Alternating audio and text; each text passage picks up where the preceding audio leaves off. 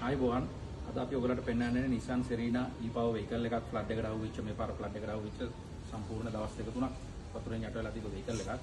මේකේ අතර බේසික් එක මේ vehicle එකේ මේක motor එකෙන් drive වෙන්නේ. මේක engine එකක් තියෙනවා. engine එකෙන් කරන්නේ basic එක generator එක කරා battery charge කරනවා. ඊට පස්සේ e-Power battery එකෙන් motor එක කරා වාහනේ drive වෙනවා. මේක ටිකක් complicated vehicle එකක්.